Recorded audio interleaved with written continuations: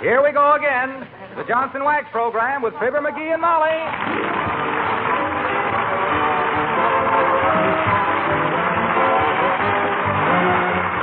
The makers of Johnson's Wax for home and industry present Fibber McGee and Molly, written by Don Quinn with music by the King's Men and Billy Mills Orchestra.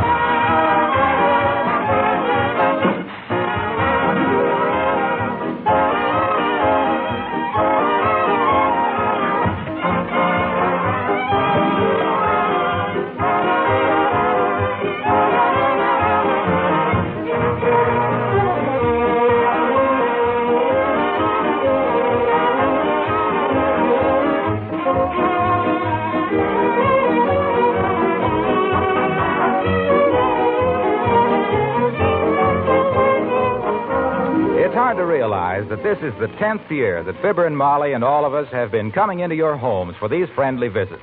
It certainly hasn't seemed that long to us, and we hope it hasn't to you.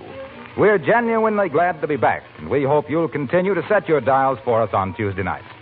Those nice people we work for, the makers of Johnson's Wax, are grateful, not only for the way you continue to use their products, but for the patience you've shown when occasionally your dealer has been temporarily out of your favorite size. And they are glad, too, that Johnson's Wax, self-polishing glow coat, and Carnew have helped you during these days of conservation to take better care of your things.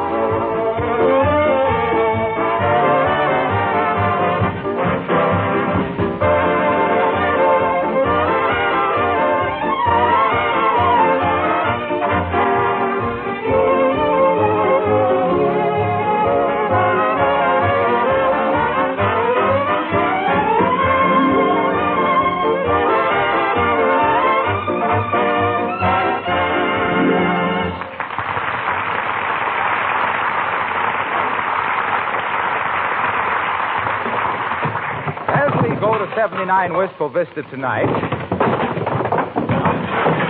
That ratted anyway. I'd have swore they were in here. The squire of 79 Wistful Vista seems to be... Oh, my gosh. Here's a yo-yo. I'll give that to Hope. He uses one every week. Oh, and here's my bicycle pump. As I was saying, the squire of 79 Wistful Vista seems to be... Ah, my old mandolin. Now, if I could only find the... Looking for something in the hall closet as we meet Fibber McGee and Molly.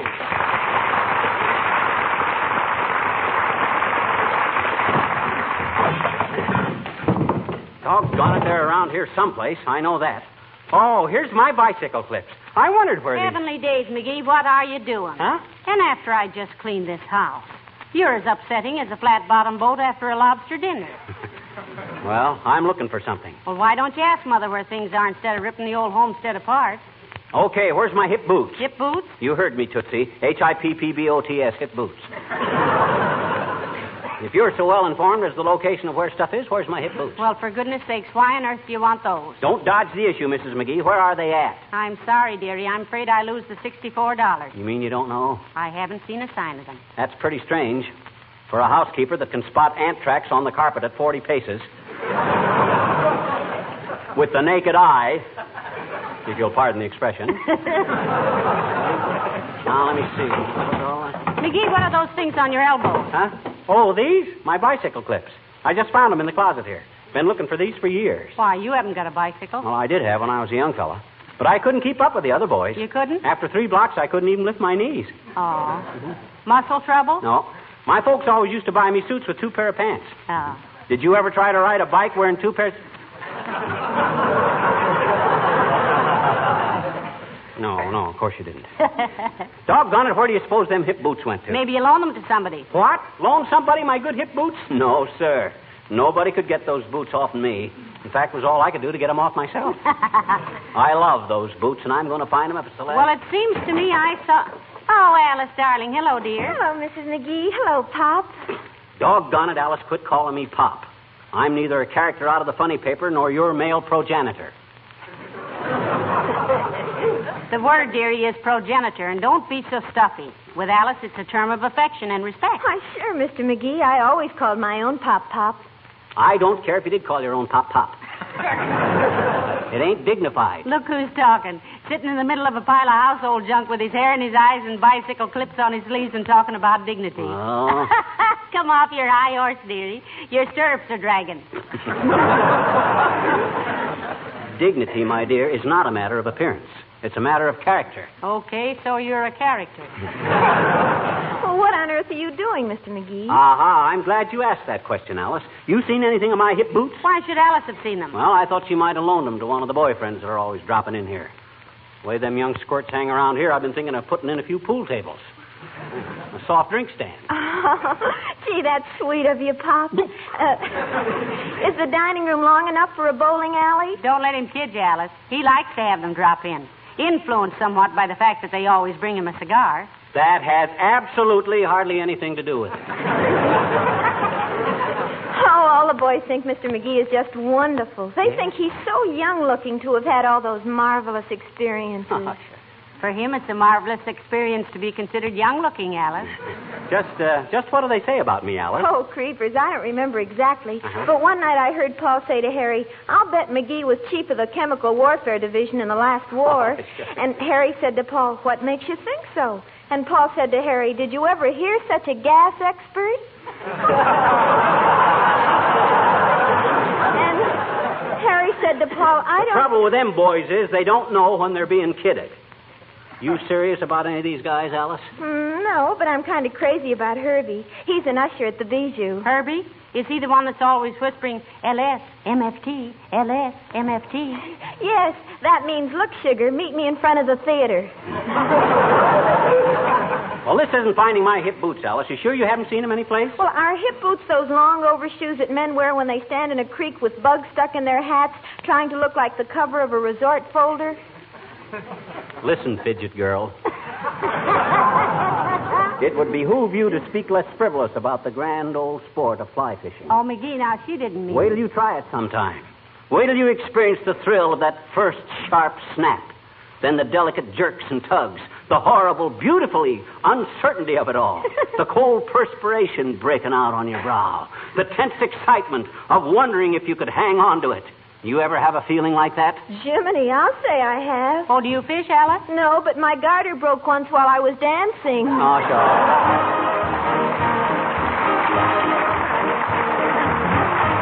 Billy Mills and the orchestra play the Continental.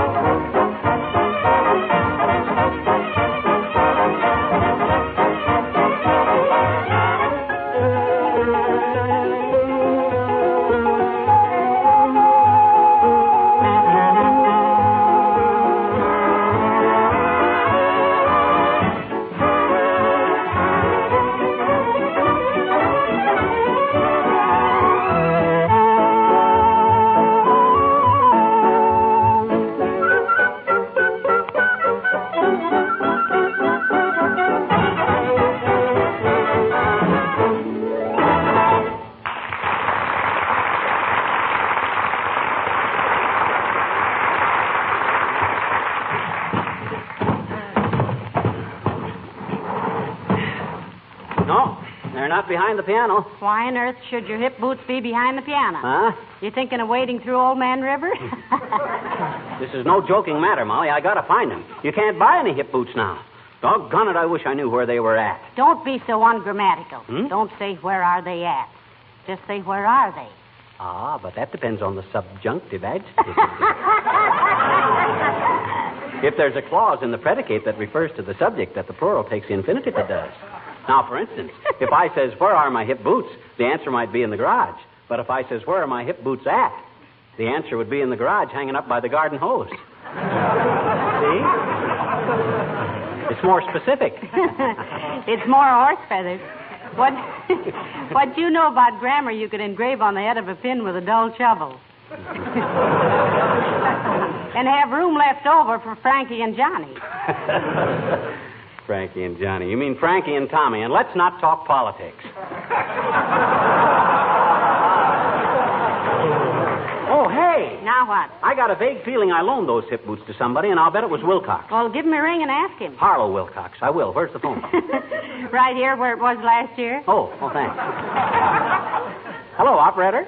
Give me Wistful Vista 1793. Oh, don't tell me that's you, Mert. Oh, dear. How's every little thing, Mert? Is, eh? What's say, Mert? Your uncle. Just promoted to tank commander, eh? Which uncle was that, dearie? The one in the street cleaning department. They just put him on a water wagon. What say, Mert? No answer, eh? Okay, Mert. Thanks anyhow. Wilcox is out. He ain't in.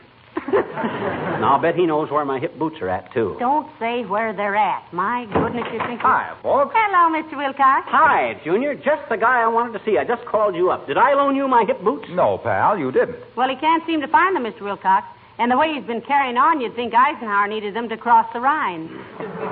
Well, doggone it, that was a wonderful pair of hip boots. I've caught a lot of fish wearing those hip boots. Gee, honest?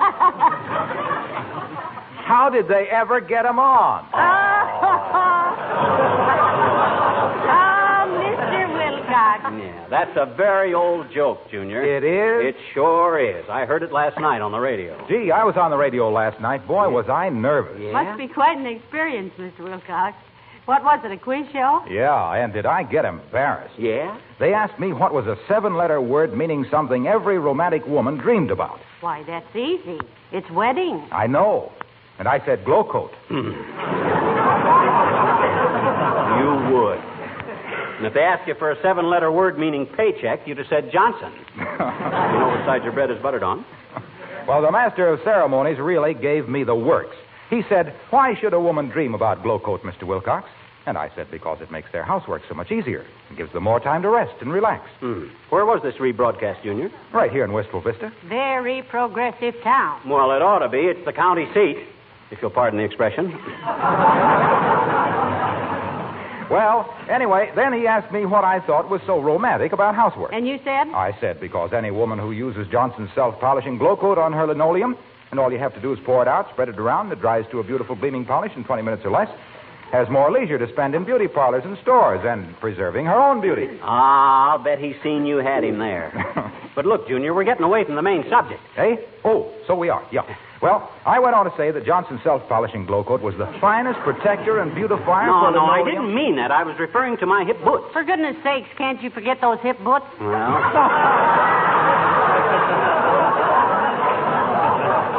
Fine, if it's the last thing I ever do. You sure I didn't loan them to you, Junior? Positive. The only time I ever saw them was the time you wore them to that masquerade at the Elks. I don't remember that. Oh, sure. You pulled one of them down over your face.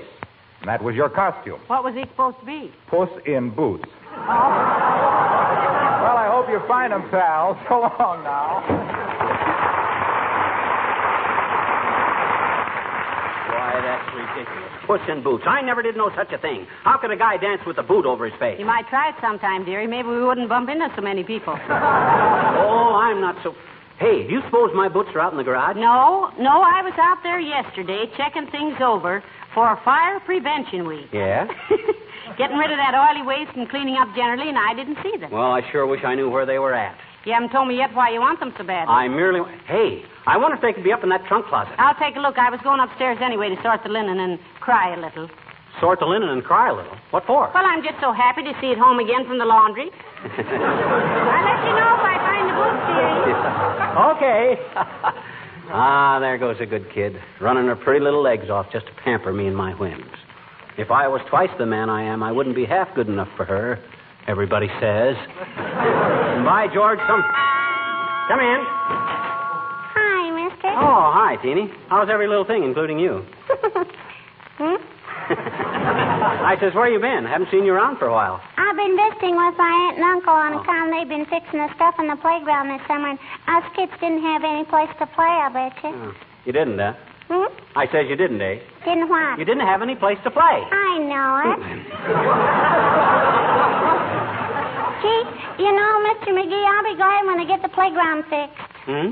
Long time no seesaw. That's pretty good, sis. I don't think so. Well, make up your mind, comedian or critic. Hey, sis, you seen anything of my hip boots? No. I was afraid you hadn't. I sure wish I knew where they were. My daddy's got a pair of boots, I bet you. Well, that's very interesting, but it's not much help in my situation. But they're not hip boots, though. They're not, eh? I says they're not, eh? Not what? Hip boots. No, he wears them on his feet. Well, I wear my hip boots on my feet, too. You got lower hips than my daddy. He's got a lower IQ than mine, so it's a Mexican standoff. You miss me this summer, sis? No. Okay. Where you been, mister? Where you been? Where you been? Where you? Oh, working on a cattle ranch. Oh, gee, a cowboy. Just like a Texas stranger. It's Texas Ranger, sis, not stranger. You ever been in Texas? No. See what I mean?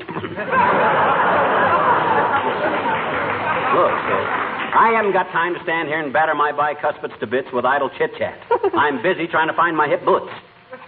Well, give me 2 bits if I tell you where they are, mister. 2 bits? My gosh, I'll do better than that. 30 cents. You know where they are, sis? Come on, tell Uncle Fibber. Give me the 30 cents first. Don't you trust me, sis? Sure. But with me, it's cash on the barrelhead, mister. Okay. You're a grasping little guppy, but here's 30 cents.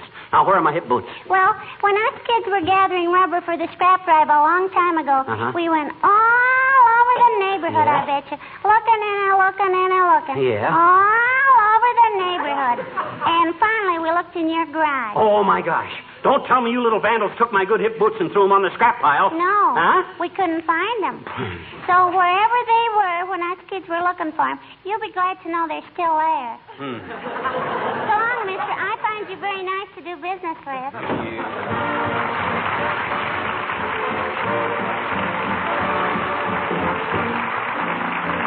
The King's Men sing the Three Caballeros. 3 caballeros, 3 gay caballeros, they say we are birds of a feather. We're happy amigos, no matter where he goes. The 1, 2, and 3 goes, we're always together. 1, 2, 3, somos los 3 chavos, los 3 caballeros, y nadie se iguala a nosotros. Felices amigos, siempre vamos juntos. Donde va primero, van siempre los otros. Yeah. Oh, we have the stars to guide us. Guitars here beside us, to play as we go. We sing and we samba, we shout, ay caramba. What means ay caramba? Oh yes, we don't know. La la la la la la, la la la la la, la la la la la, la la la la la. Three happy chappies with snappy serappies, you'll find us beneath our sombreros. We're brave and we'll stay so, right as a peso. Who say so? We say so. The 3 caballeros.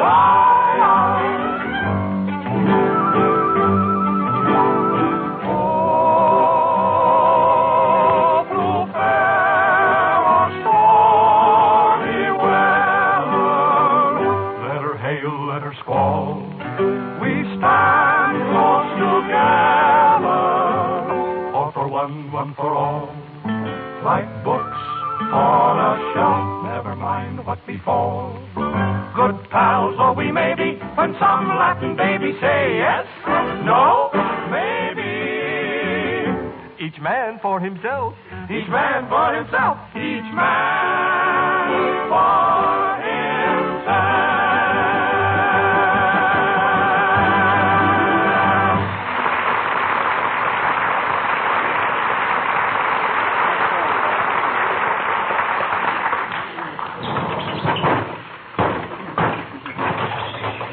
McGee, Beulah's home from the store. Oh, for goodness sake. What's the matter, Molly? Look at this house. Did you have to move all the furniture out in the middle of the floor? Oh, please, Molly, don't scold me. Can't you see how upset I am about my hip boots? I can see how upset everything is, dearie. I can see where I have to get up in the dewy morn and put the house together again. I thought we agreed not to talk politics. I didn't say a word about politics. And if you want to avoid discussion, why are you wearing that campaign button? Why? You see what it says? Vote for Grover Cleveland for president. What are you wearing that for? Well, the way this campaign is shaping up, any other button gets you nothing but a poke in the nose. Hey, did you ask Beulah where my hip boots are? Yes, and she's looking for them. But maybe now you'd better... Oh, McGee. Do you have to take all the drawers out of the desk? I'm going to take everything out of everything till I find them hip boots. Hey, help me move this desk out in the corner, will you, Molly? No, it's too ridiculous. How could your boots ever get behind it? Come in. Oh, hello, Dr. Gamble. Hello, Molly. And how are you, mouse face? Don't mouse face me, you disappointed Australian. I don't get it. Why am I a disappointed Australian? I was just thinking, if you were a kangaroo, what a family you could haul around. I think you're looking very well, Doctor. Oh, I'm in fine shape, Molly. That's a fine shape I'm Van Johnson's stand-in. You're hardly in a position to talk about shapes, my pudgy little friend. As your physician, my advice to you is to take up globe-trotting. Globe-trotting? Yes, do a little trotting and get rid of that globe. Ha! Ha! Moving this furniture is the first exercise McGee has had since he lost his golf ball in 1939, Doctor. There was a time when I would have been too polite to mention this horrible pile of domestic wreckage, but I'd rather be bad-mannered and well-informed. What goes on here? If you must know, Snoopy, I'm looking for my hip boots. I know you're eccentric, McGee, but do you usually keep your hip boots in the living room? Well, he's looked all over the house for them, Doctor. This is Custer's last stand. Or Goodyear's home stretch, you might say. Okay. Scoff if you want to. Deride. But I'm going to find them hip boots if it takes off. Hey, Doc. Yeah? I got a feeling I loaned them boots to somebody, and I'll bet a cookie it was you. You got my hip boots, you petty larceny old now, peddler? McGee, No, I haven't got your trout-smelling, evil-fitting, ankle-twisting, stone-bruised leg sprinklers, you suspicious, nasty-tempered little bandit. Oh. And what's more, I've got more and better fishing equipment of my own than you'll have if you live to be 92, which I hope not. Is that so? Yeah. Why, you ham-handed, muscle-bound old fossil, you couldn't catch a perch in a canary cage. Listen, lumphead. You know what they call you out of Dugan's Lake? Minnow the Moocher. Why, you haven't had a fin in your hand since you pawned your grandfather's cufflinks. And the game warden's after you right now for trying to catch catfish with mice on your hook. Oh, heavenly days, McGee, is he really? Don't pay any attention to this bombastic old splint whittler, Molly. What a sportsman he is. The only bang he gets out of fishing is by dynamiting a pond. Until I told him different, he thought a tuna was a guy that fixed your piano. For sheer tree snagging, line fouling, rock boating to stupidity. Hey, Doc, what do you use for trout? Brown hackle, what do you use? Coachman? Did you ever use a brown hackle? No, but I'd like to. Well, let's go out to Lake Sunday. You can try it. Okay, kid. Call me about 7, huh? Okay, I'll be there, sport. Bye, Molly.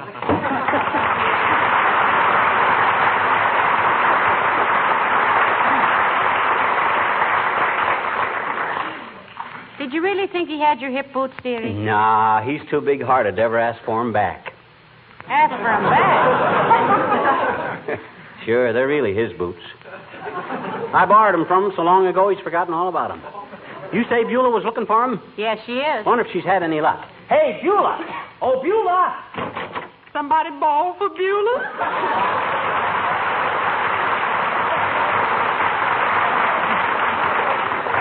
Beulah, Mr. McGee here was just wondering if you had any luck finding his hip boots.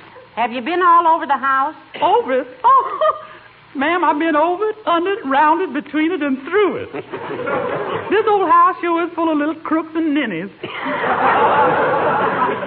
You mean nooks and crannies, Beulah. I hope.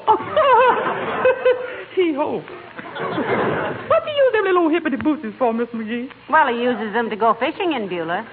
Didn't you have those out west with you last summer, dearie? Well, now, it seems to me I did, and then again... Where did you go fishing last summer, Miss McGee? Oh, up around Boulder Dam, if you'll pardon the expression. Don't mention it, McGee. That ain't profanity, that's geography. You know, folks, What's the matter, Beulah? Who fixed this furniture like that? Mr. McGee, Beulah. Though why he expected to find a pair of hip boots in the living room, I'll never know. Oh, men is the most unlogical animals, ma'am. My brother lose his motorcycle once and went up on the roof looking for it. Well, that was pretty silly. Yeah, except that's where it was.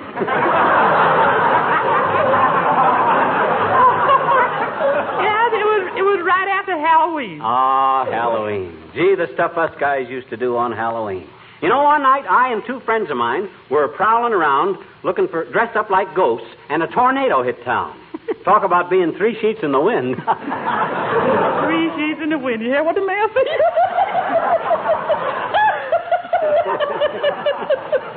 I love that man. Well, if you find Mr. McGee's hip boots, Beulah, just... What do you mean? If I find them, ma'am, I did find them. What? You found my hip boots? Well, why didn't you say so? Nobody asked me, did I? Here it is, right here, sir. Oh, well, heavenly day. Well, I'll be a... Well, Beulah, you're wonderful.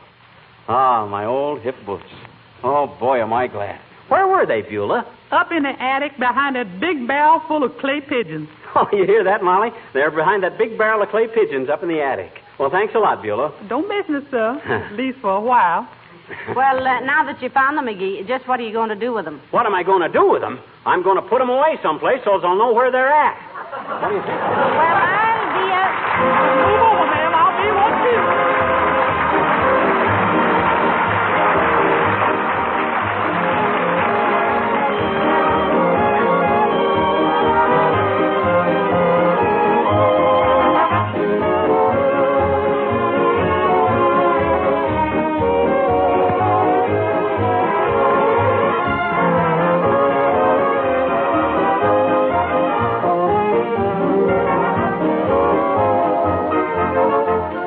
Something you probably know but may not be fully conscious of.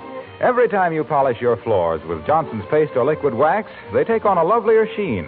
With each application, they become more mellow in their beauty, and they set off your furnishings to better advantage. The wax becomes almost a part of the wood itself, giving it a glowing, satiny luster. And the coat of wax takes the wear, while the surface underneath is safe, protected against dirt and stains. Floors that are regularly wax protected never get shabby, never show those ugly signs of wear at doorways and between rugs. Dust and dirt are quickly wiped up. So that's why you save work all year when you protect your floors as well as your furniture and woodwork with genuine Johnson's wax.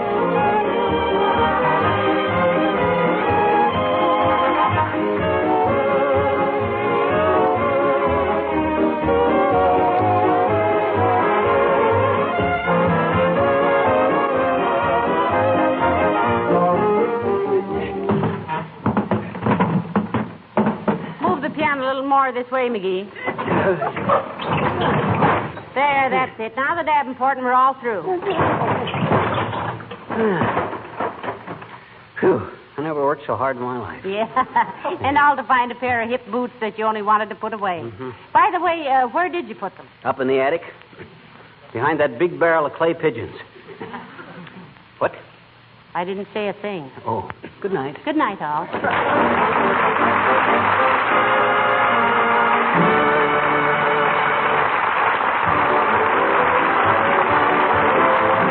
This is Harlow Wilcox, speaking for the makers of Johnson Wax Finishes for Home and Industry, inviting you all to be with us again next Tuesday night. Good night. This is the National Broadcasting Company.